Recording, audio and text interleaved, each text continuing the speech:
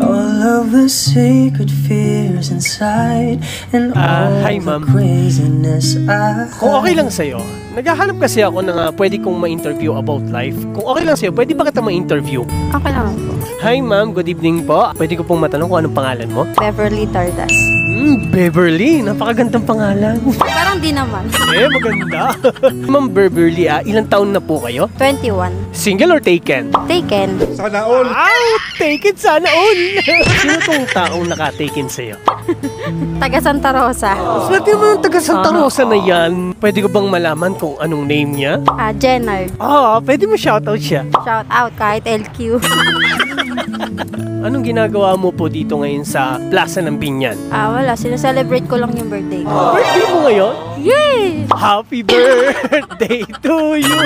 Wow, bakit nag-iisa ka sa birthday mo? Wala yung boyfriend mo. Kakawin lang kasi sa work, syempre, pagod. Malayo din eh. Yung ka na papabayahiin. Okay. Very understanding naman pala si ma'am. Kala ko nagtatampo ka kaya nandito ka sa plaza eh. Pwede boat. Mahal mo ba yung boyfriend mo? Syempre. Bakit hindi?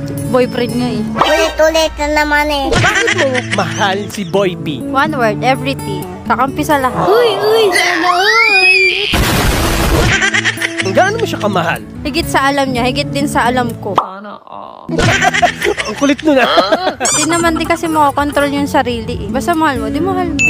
Kontento ko na ba sa ngayon? Sa kanya? Oo. Kasi bago pa lang kayo eh. Hindi naman sa bago lang din. Kasi nakikitaan ko din siya na hindi ko nakita sa iba. Matatakot ka ba na maghiwalay kayo? Oo. Sinong hindi mo tatakot, di ba? Kapag ginawa mo na ring mundo yung tao. If ever na mag-cheat si Boy, magiging okay ba to sa'yo? Hindi. Kasi once na nasira na, ang hirap nang ibalik. Possible pa rin na maulit. Pero depende pa rin kung gano'n nyo kumahal yung isa't isa. So bibigyan mo siya ng second chance if ever na magkasala siya sa'yo? Depende sa sitwasyon. Kunwari, napatingin lang naman siya, tapos napakindat, magiging reaksyon mo. Babatukan ko na lang.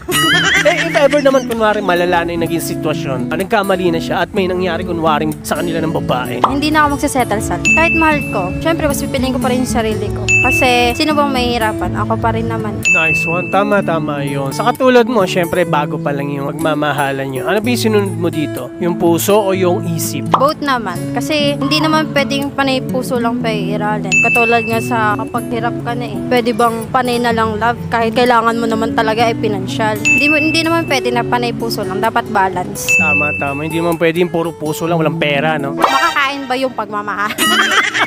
Pero sa tingin mo ba nakita mo siya bilang forever mo? Oo. Husband material. If ever na mapanood niya tong video na to, kahit wala siya sa araw ng birthday mo, anong masasabi mo sa kanya? Sana hindi magbago. Walang magbago. Yun lang. Kasi alam ko din naman na hindi naman perfect ang relationship. May possible pa rin talaga na mangyayaring hindi maganda. Pero sana talaga walang magbago. Yun lang. Maging matatag sa isa't isa, no? Yes, yun lang. loves me, and that love Siguro kapag sa mga baguhan lang din, wag mo na ibigay lahat. Then, better to know him muna. Siyempre, iba yung treatment ng lalaki sa nanliligaw pa lang. Mas lalong mag-iiba kapag in a relationship na kayo. Ranas ko yan. Intindihan lang din kapag may problema. Yun lang. Ang lamig ng panahon ngayon, no? Kasi lamig na nararamdaman. Eme.